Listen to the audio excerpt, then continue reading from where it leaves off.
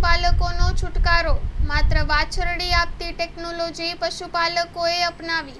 આ ટેકનોલોજી દ્વારા જે પશુઓ ગાભણ થયા હતા તેમાં 90% જેટલા કિસ્સાઓમાં પાડી કે વાછરડી જ જન્મી પશુપાલકોની આવક વધી। પશુપાલકોની માંગને ધ્યાનમાં રાખીને આગામી 3 વર્ષ દરમિયાન વધુ 8 લાખ ડોઝના ઉત્પાદનનું રાજ્ય સરકારનું આયોજન।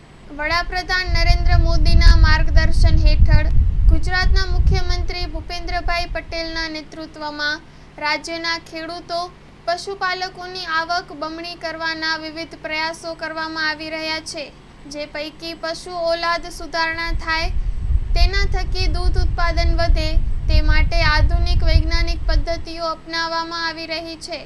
પાટણ જિલ્લાના સરસ્વતી તાલુકાના કોઈતા ગામના પશુપાલક તોફિકભાઈ મોમીન પાસે 40 ગાયો અને 130 ભેંસો છે। રોજનું અંદાજિત 250 લીટર દૂધ ભરે છે। અત્યાર સુધી તેમને એ ચિંતા રહેતી કે ગાય કે ભેંસ ગાભણ થાય ત્યારે જો પાડો કે વાછરડો આવશે તો તેનો ખર્ચ કેમ ઉપાડવો, પણ છેલ્લા થોડા સમયથી તેમની આ ચિંતા દૂર થઈ ગઈ છે, કેમ કે તેમણે તેમના પશુઓમાં આ ટેકનોલોજીની મદદથી કૃત્રિમ બીજદાન કરાવ્યું અને તમામ 6 ગાયોને માત્ર વાછરડીનો જ જન્મ થયો।